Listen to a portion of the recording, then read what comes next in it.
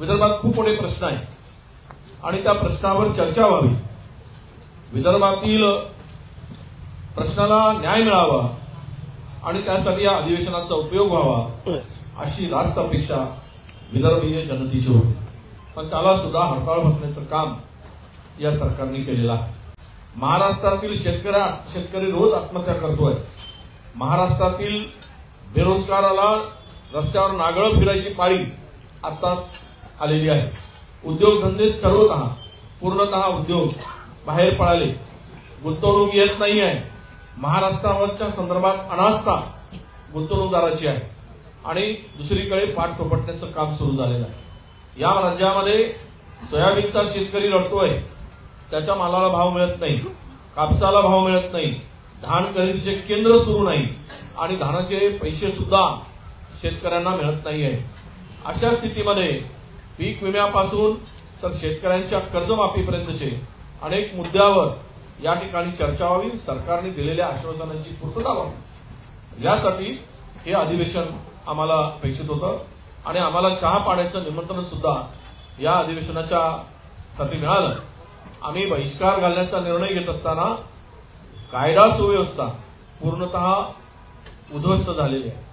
एका सरपंचाला उचलून घेऊन गेलं जातं, त्याचा खून केला जातो, त्यामध्ये राजकीय आरोपी असले जातात.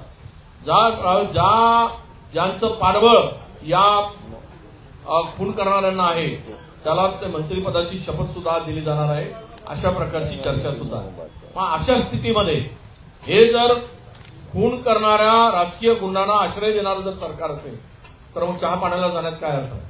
महिलावर खुलेआम अत्याचार होत आहेत, बलात्कार होत आहेत, त्या संदर्भात गांभीर्य नाही आणि त्याच्याही पलीकडे जाऊन हे राज्य या संदर्भात चर्चा होत असताना या राज्यातील सामान्य माणूस, शेतकरी, शेतमजूर यांच्या हक्काचं संरक्षण करण्याची सरकारची भूमिका या अधिवेशनाच्या अल्पावधीमध्ये दिसून येत नाही आणि म्हणूनच आम्ही चहा पाण्यावर बहिष्कार घालण्याचा निर्णय घेतलेला आहे आणि हे अधिवेशन अधिक कालावधीसाठी चालवावं अशी सुद्धा मागणी आणि इच्छा आम्ही प्रदर्शित केलेली आहे. धन्यवाद.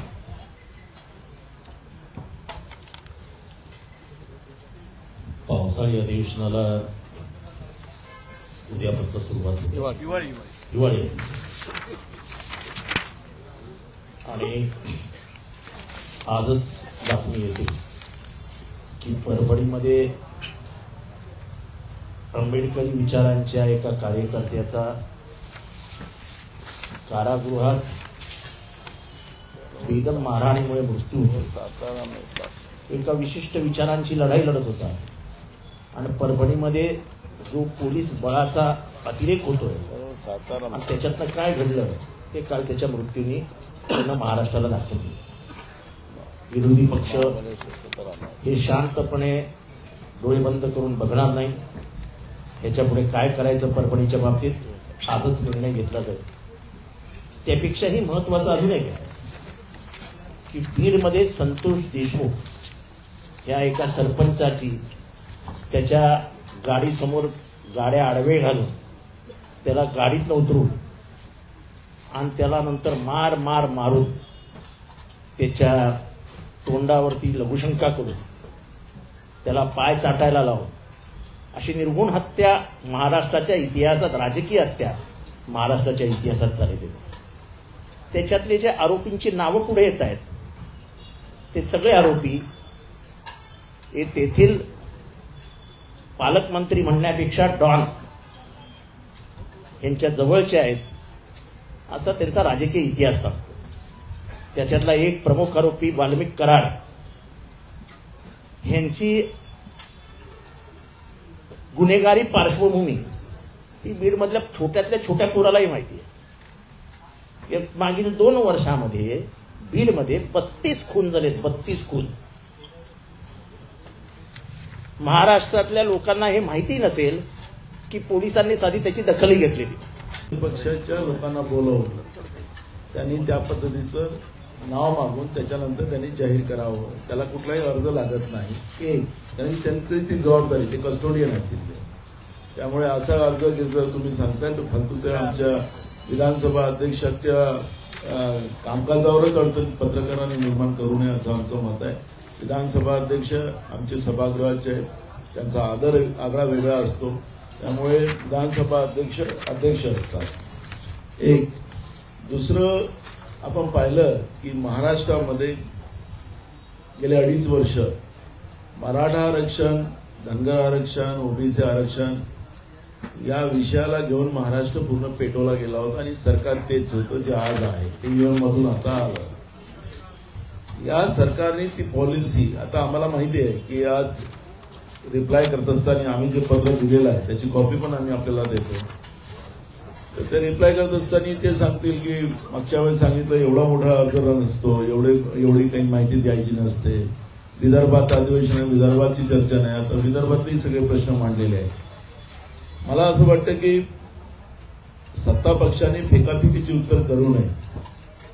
विदर्भामध्ये मोठ्या प्रमाणात शेतकऱ्यांच्या आत्महत्या आहेत, हे नाकारता येत नाही. आकडे सरकारचेच आहेत, म्हणजे जे आकडे आहेत ते सरकारचे आहेत, ते पण कमी आहेत, त्याच्यापेक्षा जास्त आत्महत्या झालेल्या आहेत. बेरोजगारांचा प्रश्न अजून भयानक आहे. आणि सोयाबीनला देवेंद्र फडणवीस साहेबांनी प्रत्येकाचे तिघांचेही जे मॅनिफेस्टो आहे ते वेगळे वेगळे आहेत, पण जवळपास सारखं साम्य आहे. ते मॅनिफेस्टो आम्ही विधानसभेत दाखवणार आहोत. पण जे मॅनिफेस्टोमध्ये त्यांनी त्यांच्या जाहीरनाम्यामध्ये ते जाहीर केलेलं होतं त्याप्रमाणे कापसाला 9,000 रुपये, सोयाबीनला 7,000 रुपये, शेतकऱ्यांचं सरसकट कर्ज 3 लाख रुपये माफ करावं तातडीनं, आणि आमच्या लाडक्या बहिणींना 2100 रुपये देण्याचं त्यांनी मान्य केलं होतं. पण आता तुम्ही ज्या त्याच्यात अटी शर्ती लावून आमच्या लाडक्या बहिणींना कमी केलं जाते, तर तसं केलं नाही पाहिजे. जे सुरुवात तुम्ही केलेली होती सरसकट आमच्या सगळ्या लाडक्या बहिणींना पैसे देण्याची, ती त्या पद्धतीचीच ती असावी. नाहीतर तुम्ही आता काही 50% की 60% कमी करतात, असं आम्हाला काही ऐकायला मिळालेलं आहे. आता आम्ही उद्या सरकारला विचारू, पण आम्हाला तातडीनं सरसकट आमच्या लाडक्या बहिणींना 2100 रुपये आपण दिलेच पाहिजे, ही भूमिका आहे. आपण सांगितलं होतं 1 वर्षाच्या पहिले की कंत्राटी भरती महाराष्ट्रात आम्ही करणार नाही, पण तुम्ही आता कंत्राटी भरती करायला सुरुवात केलेली आहे. शिक्षकांच्या कंत्राटी भरती बिलकुल मान्य नाही. सगळ्या जागा एमपीएससीच्या थ्रू भराव्यात, ही आमची मागणी राहणार आहे. आता पेपर लीकचा जो आमचा महाराष्ट्राचा नामोल्लेख देशामध्ये गेलेला होता तो थांबवला गेला पाहिजे आणि सगळ्या जागा जवळपास 2 लाखाच्या वर या कर्मचाऱ्याच्या जागा तातडीनं भरल्या गेल्या पाहिजेत, ही भूमिका आमची आहे. आणि आम्ही हे सगळे मुद्दे आम्ही माननीय मुख्यमंत्र्यांना लिहून पाठवलेले आहेत. आम्हाला असं वाटतं की अशा या परिस्थितीत जे उल्लेख आता विरोधी पक्षनेते दानवे साहेबांनी, जितेंद्र आव्हाड साहेबांनी, वडेट्टीवार साहेबांनी मुद्दे उपस्थित केले, हे सरकार आल्यापासून परभणी आणि बीडमध्ये ज्या पद्धतीनं राजकीय हस्तक्षेपाने एका सरपंचाचा खून केला आणि तो त्याचे तुम्ही फुटेज पाहिले असेल, तुमच्याजवळ आलं असेल, मला माहिती नाही, पण टीव्हीवर दाखवले जात नाही.